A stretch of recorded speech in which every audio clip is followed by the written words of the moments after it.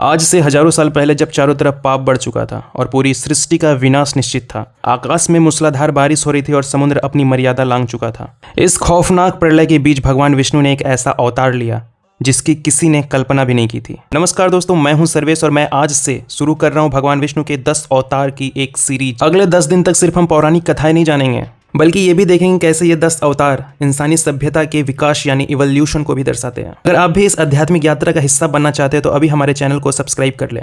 यहाँ पर सबसे बड़ा सवाल ये होता है कि भगवान विष्णु को मछली ही क्यों बनना पड़ा। दरअसल उस युग के अंत में हैग्रीव नाम का एक भयानक असुर ब्रह्मा जी की नाक के नीचे से वेदों को चुरा लिया था। बिना वेदों के संसार में ज्ञान और धर्म धीरे धीरे खत्म होने लगा था।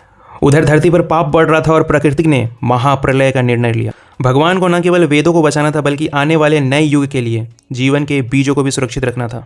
तो कहानी शुरू होती है राजा सत्यव्रत से। जब वो एक दिन नदी के किनारे सूर्य को अर्घ दे रहे थे तब उसके अंजलि में एक छोटी सी मछली आ गई। जब राजा उस मछली को नदी पे छोड़ने लगे तो मछली बोली, राजन मुझे मत छोड़ो, बड़ी मछलियां मुझे खा जाएगी। दयावान राजा ने उसे अपने कमंडल पे डाल लिया। लेकिन चमत्कार तो यहीं से शुरू होना था। वो मछली रातों रात इतनी बड़ी हो गई कि उसे कमंडल से सरोवर में और सरोवर से विशाल समुद्र में छोड़ना पड़ा।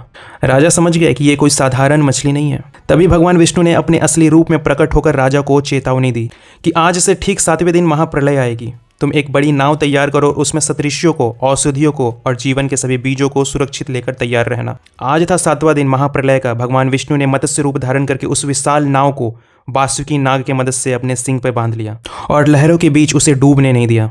इसी दौरान उन्होंने समुद्र के गहराई पर छुपे असुर हैग्रीव का वध किया और वेदों को वापस ब्रह्मा जी को सौंप दिया। इसी तरह भगवान विष्णु ने अपने पहले अवतार से न केवल वेदों को बचाया बल्कि नई सृष्टि की नींव रखी। मत्स्य अवतार हमें यह सिखाता है कि जब चारों तरफ विनाश हो तो हमेशा ज्ञान की रक्षा करना ही हमारा पहला धर्म है और यहीं से हमारे इवोल्यूशन का पहला कदम था, पानी में जीवन। लेकिन क्या आप जानते हैं कि प्रलय के बाद जब समुद्र मंथन हुआ तो भगवान विष्णु को विशाल कछुआ क्यों बनना पड़ा। कल देखेंगे भगवान विष्णु का दूसरा अवतार कूर्मा अवतार की कहानी। अगर आप कल के वीडियो को मिस नहीं करना चाहते हैं तो चैनल को अभी सब्सक्राइब करें। वीडियो अच्छी लगी हो तो वीडियो को अभी लाइक करें और कमेंट पे लिख दें जय श्री हरि।